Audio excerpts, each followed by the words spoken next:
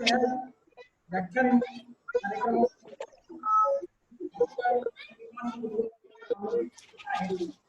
यांच्या व्याख्यान दुसरा क्लास आहे, तरी मी सरांना अशी व्याख्यानास सुरुवात करावी. Okay, thank you sir. सुरू करतो, 1 मिनिट फक्त. घोगरे सर, जे विद्यार्थी जॉईन होत राहतील ना त्यांना तुम्ही डायरेक्ट आता हे करत राहा, म्हणजे ऍडमिट करत राहा. हा हा, फक्त तुमच्या याच्यातून रेकॉर्डिंग सुरू करता येते का पहा, तिथून करा. होत नाही सर, तुमची परमिशन पाहिजे. ओके ओके,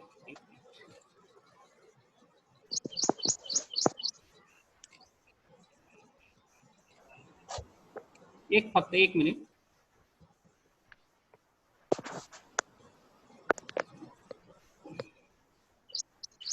बहुतेक सुरू झाली असेल सर रेकॉर्डिंग, पाहू आपण.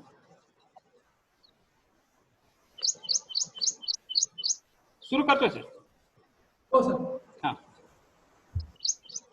लोकमान्य टिळक महाविद्यालय वणी द्वारा आयोजित या प्रमाणपत्र अभ्यासक्रमासाठी प्रवेशित असणाऱ्या महाविद्यालयातील समाजशास्त्र विभागातील सर्व जे विद्यार्थी आहेत, या सर्व विद्यार्थ्यांचं मी मनपूर्वक स्वागत करतो. महाविद्यालयाने ही मला संधी दिली त्याबद्दल मी महाविद्यालयातील समाजशास्त्र विभागाच्या विभाग प्रमुख निलिमा दवणे आणि त्यांचे सहकारी आणि आमचे मित्र प्राध्यापक किशन घोगरे यांचेही मी आभार व्यक्त करतो. आणि काल आपण जो विषय सुरू केला होता त्या विषयाच्या पुढच्या भागाला आपण सुरुवात करू. काल आपण पाहत असताना ह्या गोष्टी पाहिल्या होत्या की जागतिकीकरण नेमकं कशाला म्हणायचं आणि जागतिकीकरणाच्या संदर्भात वेगवेगळ्या समाजशास्त्रज्ञांनी कोणकोणती मतं ही आपली नोंदवलेली आहेत या संदर्भात काल आपण चर्चा केली होती.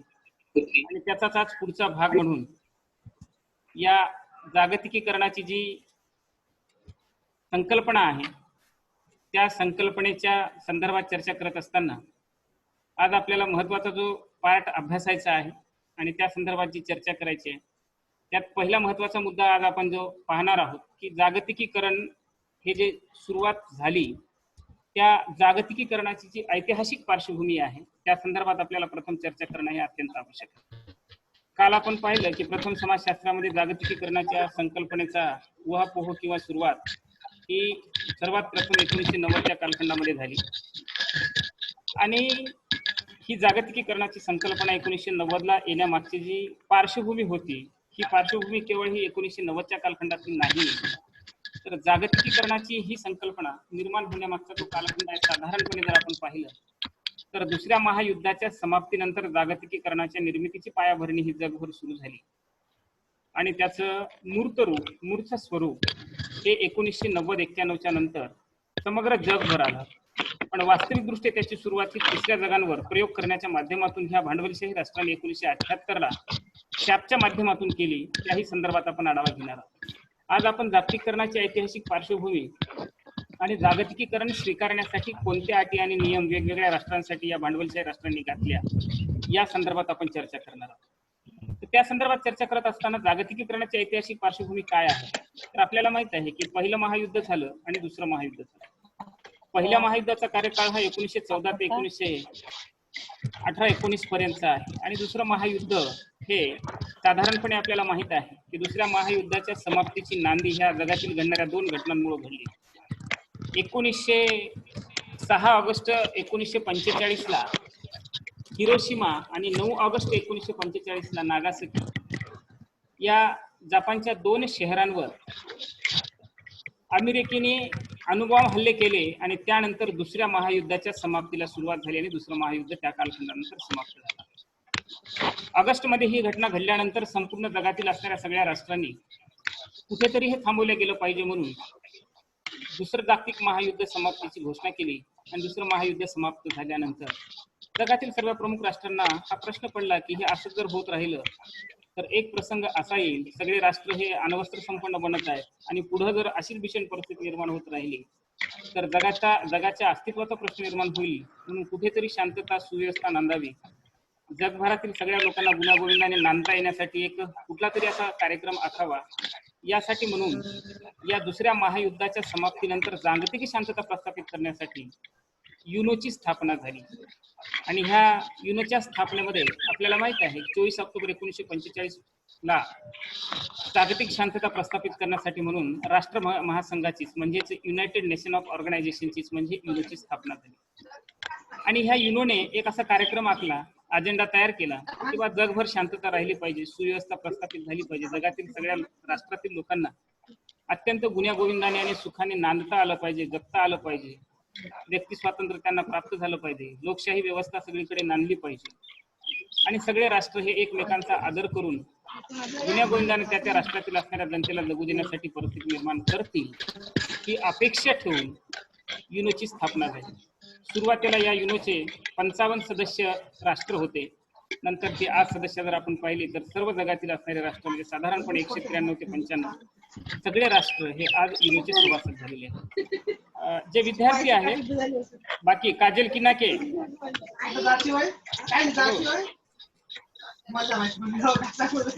काजल किनाके, तुम्ही जे विद्यार्थी तुमचे माईक म्यूट करा.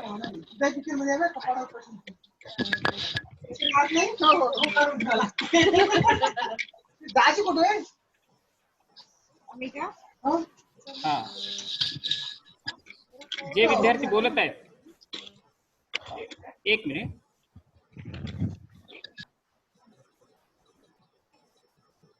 ठीक आहे, डिस्टर्ब नका करू. केलंय सर, यांना काही विद्यार्थ्यांना मी म्यूट केलंय. आवाज येतो का क्लिअर आता? हो, येतोय. हा, ठीक आहे, ठीक आहे, ठीक आहे. तर ह्या जागतिक युनोच्या स्थापनेनंतर 195 राष्ट्र हे आजच्या स्थितीला युनोचे सभासद आहेत आणि समग्र जगभर शांतता सुव्यवस्था नांदावी, जगातील सगळ्या लोकांना गुण्यागोविंदाने नांदता यावं यासाठी म्हणून जगातील प्रमुख राष्ट्रांनी पुढाकार घेतला आणि या प्रमुख राष्ट्रांनी पुढाकार घेऊन इतर सर्व राष्ट्रांना सदस्य बनवले. या युनोनी एक परिषद बनवली आणि ज्या परिषदेमध्ये जगातील सर्व बहुतांश आणि बलाढ्य असणाऱ्या 5 राष्ट्रांना कायम सदस्यत्व दिलं. आणि ते कायम सदस्यत्व म्हणजे आपल्या भाषेमध्ये सांगायचं असेल तर आपण त्याला वेटो पॉवर म्हणतो. एखाद्या युनोच्या सभेमध्ये जो निर्णय घ्यायचा असेल आणि त्या निर्णयावरचा जो अंतिम अधिकार आहे त्या 5 राष्ट्रांना आहे आणि या 5 राष्ट्रांपैकी एखाद्याही राष्ट्राने त्या निर्णयाला जर विरोध केला तर तो जो निर्णय आहे त्या सभेतला जो तो ठराव आहे हा पास होऊ शकत नाही.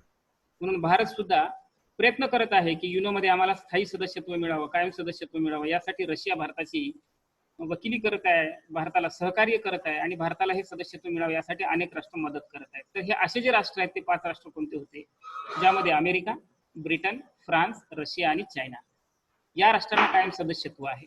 आणि मग ह्या राष्ट्रांच्या माध्यमातून युनोचं संघटन सुरू झालं आणि आज युनो जागतिक शांतता आणि सुव्यवस्था प्रस्थापित करण्यासाठी काम करते. दुसऱ्या महायुद्धानंतर जगामध्ये 2 महासत्ता शिल्लक राहिल्या होत्या, एक रशिया आणि दुसरी अमेरिका. 1989 मध्ये रशियाचं विघटन झालं आणि जगामध्ये केवळ अमेरिका हेच एक महाशक्तिशाली राष्ट्र म्हणून उदयास आलं किंवा समोर आलं.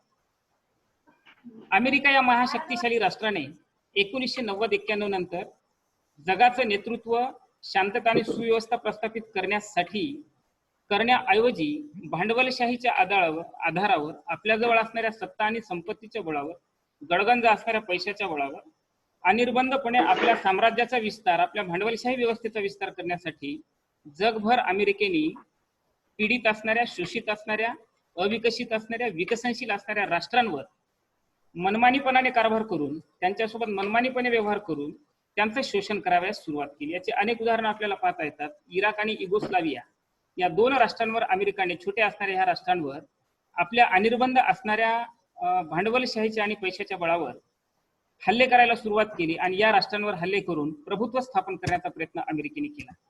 मग झालं असं की या अमेरिकेची ही जी स्थिती आहे हे असंच परिस्थिती यांची वाढत गेली, यांचं प्रभुत्व वाढत गेलं. पहिल्या आणि दुसऱ्या महायुद्धानंतर ज्या भांडवलशाही अर्थव्यवस्था होत्या त्याही अडचणीत आल्या होत्या आणि अमेरिका ही सुद्धा आपल्या स्वतःच्या या अशा स्वभावामुळे 1918 नंतर दुसरं महायुद्ध झालं त्या 2 मध्यंतरीच्या महायुद्धाच्या कालखंडामध्ये 1929 आणि 1930च्या कालखंडामध्ये अमेरिकेलाही आर्थिक आतपाताला सामोरं जावं लागलं होतं.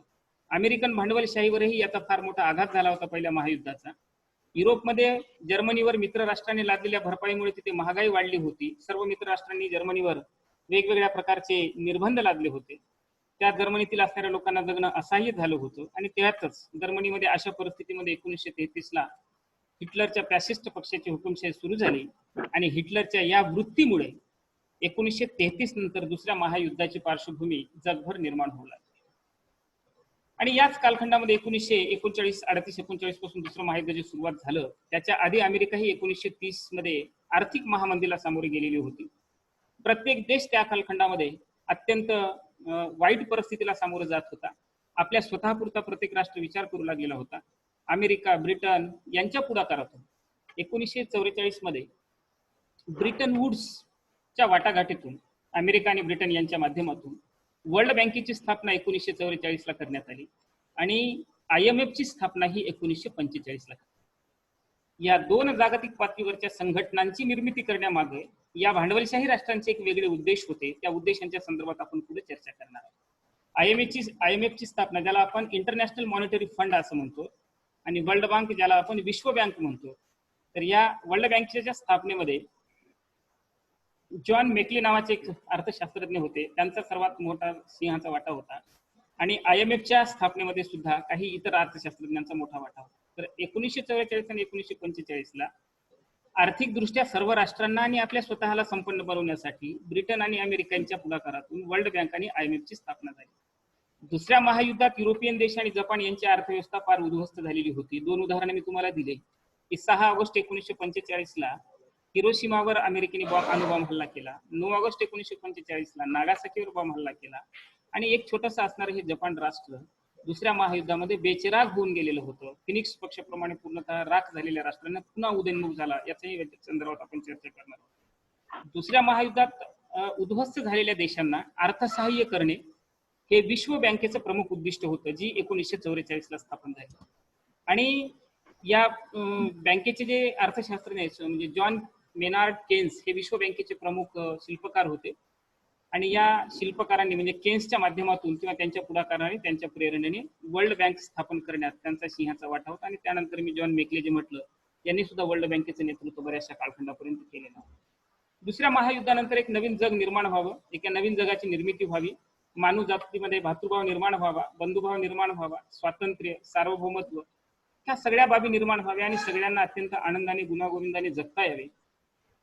यासाठी म्हणून या दुसऱ्या महायुद्धानंतर जागतिक शांतता प्रस्थापित करण्यासाठी भांडवलशाही राष्ट्र प्रयत्न करत आहेत असं दाखवण्याचा प्रयत्न या भांडवलशाही राष्ट्रांनी केला.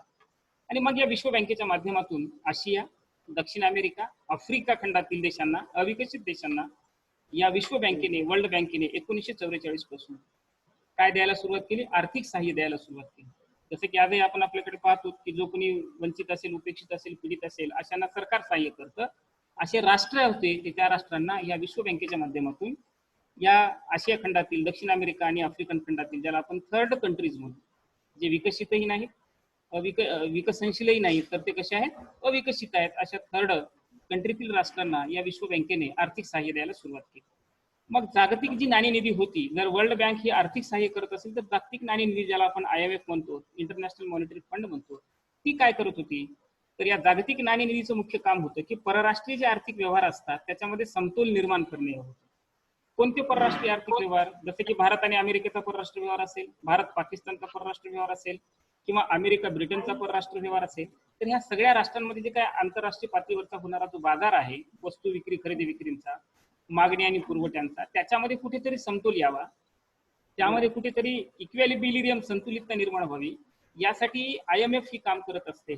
चलन ठरवणं, चलनाचा दर ठरवणं, वेगवेगळ्या राष्ट्रांचे वेगवेगळे चलन आहेत, त्या चलनांची मात्रा ठरवणं, ह्या सगळ्या गोष्टींचं काम ही IMF करते. आणि IMF ची स्थापना त्यासाठी झाली होती. आणि मग याचाच भाग म्हणून पुढं या IMFच्या माध्यमातून ज्या ज्या राष्ट्रांकडे परकीय गंगाजळी नसेल, त्या त्या राष्ट्रांना परकीय गंगाजळी म्हणून तात्पुरत्या कालखंडासाठी काही डॉलरमध्ये पैसा उपलब्ध करून देण्याचं कामही कर्जाच्या स्वरूपामध्ये या तात्पुरत्या स्वरूपासाठी किंवा तात्पुरत्या कालखंडासाठी ह्या IMFच्या माध्यमातून होऊ लागलं. आणि म्हणून IMF आणि वर्ल्ड बँक ह्या दोन इंटरनॅशनल ज्या काही ऑर्गनायझेशन्स आहेत, ह्यात भारतीय समाजातील किंवा जगभरच्या जागतिकीकरणाला प्रेरित करणाऱ्या मुख्य संघटना आहेत असं आपण म्हणलं तर हरकत नाही. आणि या संघटनांची भूमिका पुढे आपण पाहणार आहोत. त्यानंतर काय झालं की पुढचा कालखंड जर आपण पाहिला विश्व बँकेच्या निधी अमेरिकेने प्रारंभीच्या कालखंडामध्ये उपलब्ध केल्यामुळे, आणि तसंही आजही आपण आपल्या घरातही पाहतो की जो कोणी करता आहे, जो पैसा कमावणारा आहे, त्याला घरची सगळे लोक मानतात. जो अधिक अर्थार्जन करणारा आहे त्याच्याकडे घरचे सगळे आदराने पाहतात. तीच बाब जागतिक पातळीवर अमेरिकेच्या संदर्भात झालेली. विश्व बँकेचा निधी सर्वाधिक जास्त अमेरिकेने उपलब्ध करून दिल्यामुळे आजपर्यंत या विश्व बँकेच्या असणाऱ्या पदाधिकाऱ्यांच्या नियुक्तीसाठी अमेरिका ही सपोर्ट करत असते आणि अमेरिकेचंच वर्चस्व या विश्व बँकेवर आपल्याला पाहायला मिळतं. म्हणून आजपर्यंत विश्व बँकेचं अध्यक्षपद हे सुद्धा अमेरिकेकडेच आहे. IMFचे जे काय अध्यक्षपद आहे पश्चिम युरोपीय देशांच्या व्यक्तींकडे जातं. साधारणपणे तुम्हाला माहित आहे की आपल्या जगातील जे काही 7 खंड आहेत त्यापैकी युरोप हा एक खंड आहे. आजच्या स्थितीला जर आपण पाहिलं तर युरोप खंडामध्ये 27 राष्ट्र येतात आणि या 27 राष्ट्रांपैकी एक राष्ट्र ज्याला आपण ब्रिटन किंवा इंग्लंड म्हणतो ते मध्यंतरीच्या 2 वर्षापासून त्या युरोपियन युनियन मधून बाहेर येत आहे.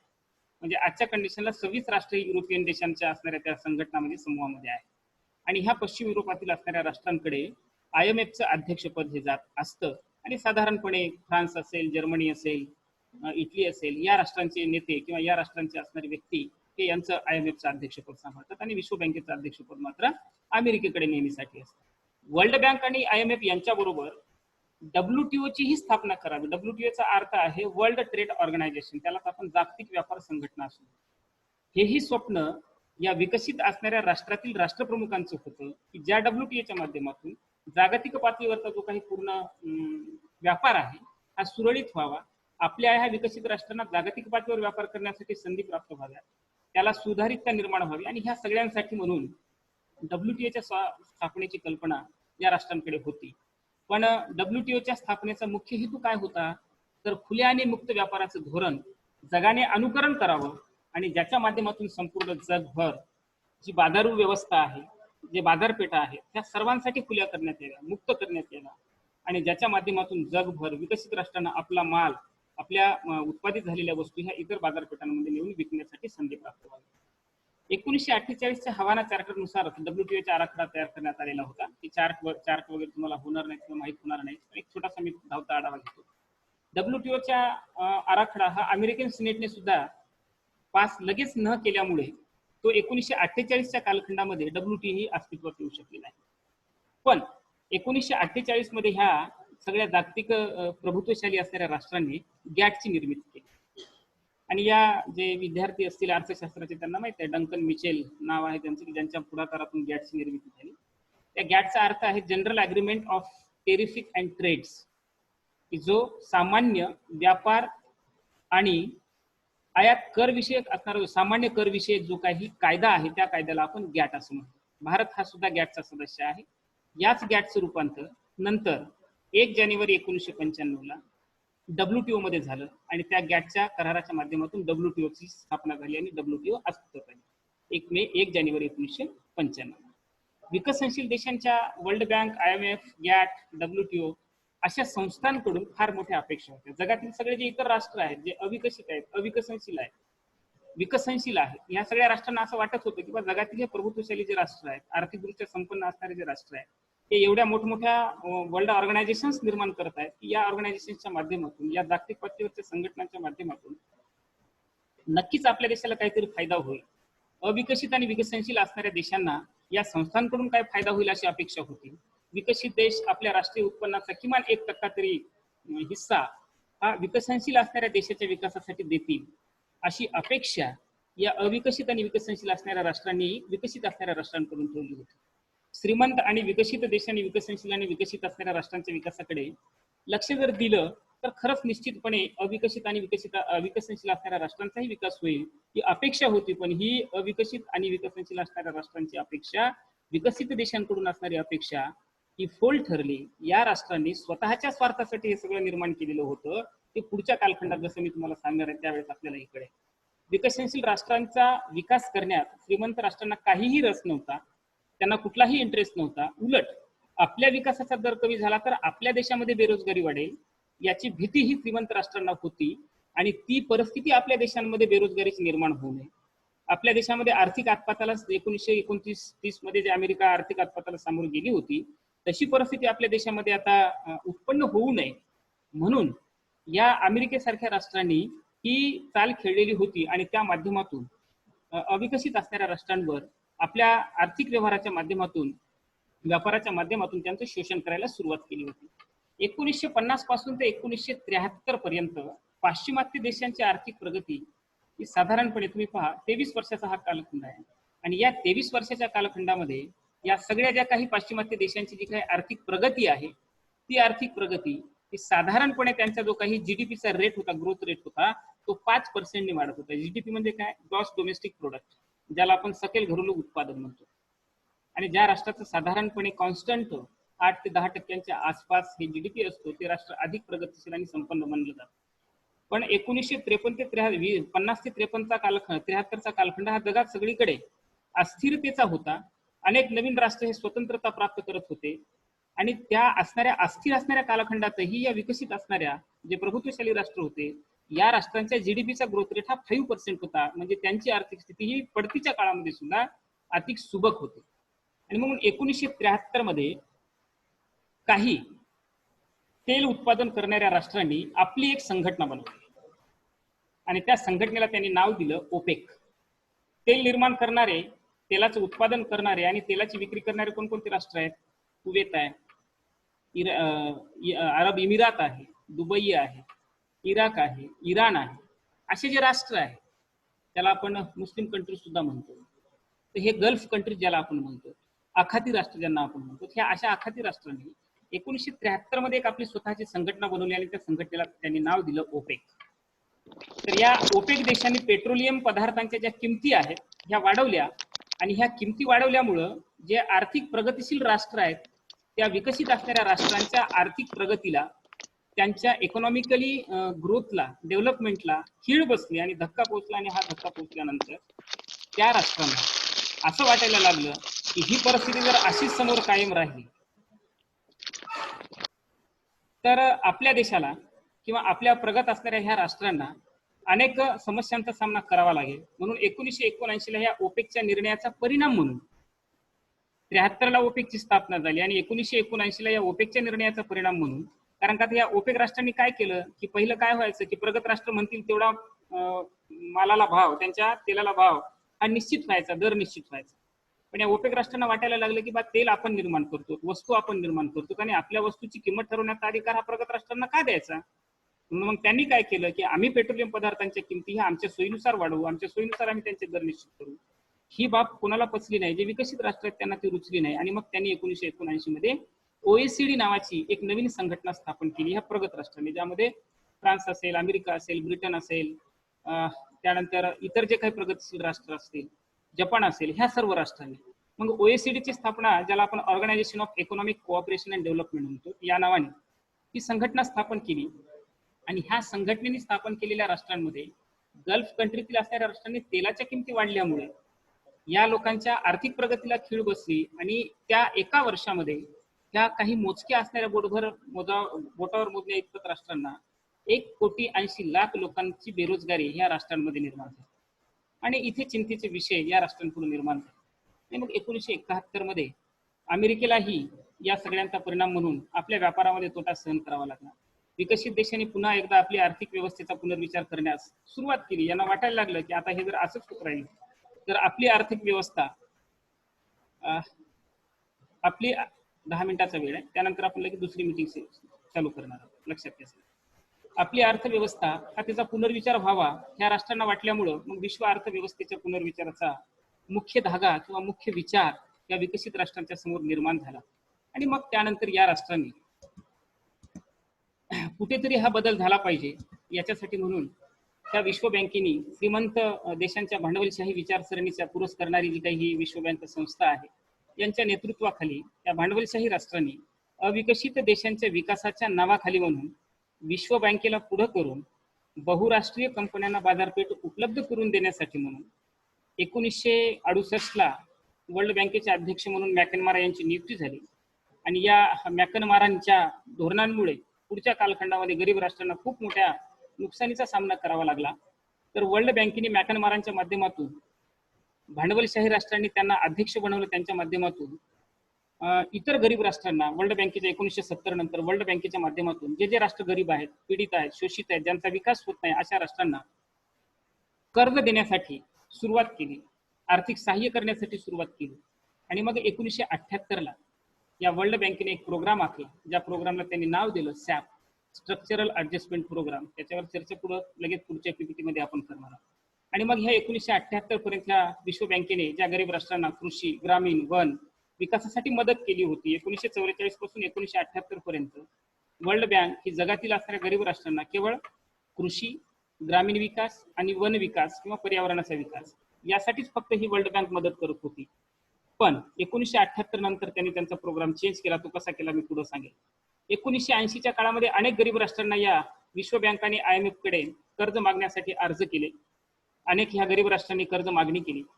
विश्व बँक आणि IMF ने गरीब राष्ट्रांच्या परिस्थितीचा फायदा घेऊन, या दोन्ही संघटनांनी गरीब राष्ट्रांच्या प्रगतीचा फायदा घेऊन या राष्ट्रांना सॅपचा प्रोग्राम स्वीकारण्याची आट घातली.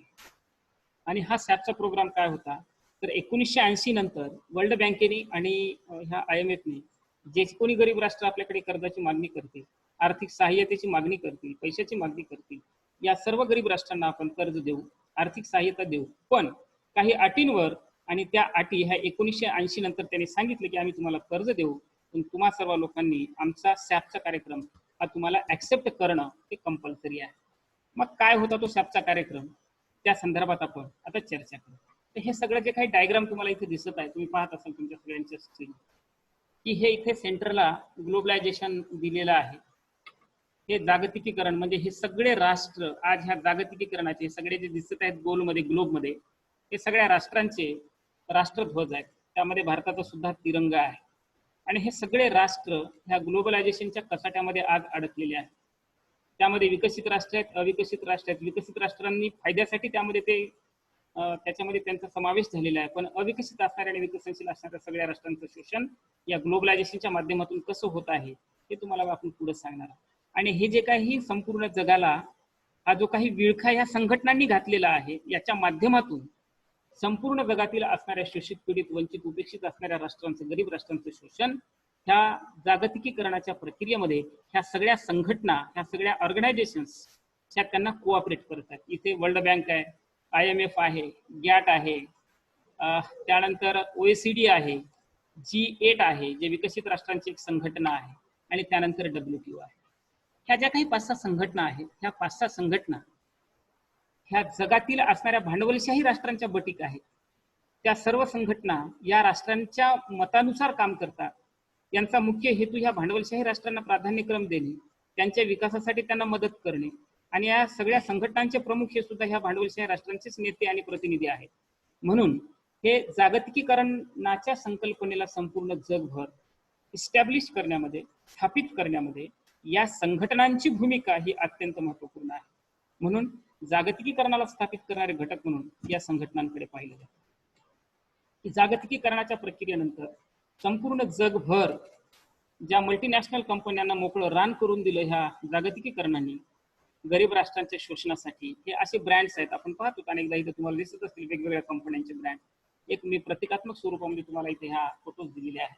आणि ह्या सगळ्या मल्टीनॅशनल कंपन्या आहेत. आणि ह्या मल्टीनॅशनल कंपन्यांचा व्यवहार, मल्टीनॅशनलचा अर्थच होतो बहुराष्ट्रीय, की ज्या कंपनीचा व्यवहार हा केवळ एका देशापुरता मर्यादित नाहीये, तर त्या कंपनीचा त्यांच्या उत्पादनाचा व्यवहार हा अनेक देशांमध्ये चालतो, वेगवेगळ्या देशांमध्ये चालतो, म्हणून त्याला मल्टीनॅशनल असं म्हणतात. आणि हे सगळे मल्टीनॅशनल ब्रँड आहेत. आणि या मल्टीनॅशनल ब्रँडच्या माध्यमातून भांडवलशाही राष्ट्र आपल्या देशाचा आणि आपल्या देशातील असणाऱ्या कंपन्यांच्या विकासासाठी प्रयत्नरत आहे. तर हा दुसरा जो महत्वाचा प्रोग्राम आहे की 1980 नंतर वर्ल्ड बँकेने, IMF ने ठरवलं, G8 आहे, OECD आहे, या सगळ्या राष्ट्रांनी ठरवलं की आपल्याला आता जर अशीच परिस्थिती पुढच्या कालखंडात कायम राहत राहिली, आपल्या देशातील उत्पादित झालेल्या वस्तूंना केवळ आपल्या देशातील बाजारपेठ उपलब्ध जर आपण करून दिली तर आपल्या अर्थव्यवस्थेचा विकास होणार नाही.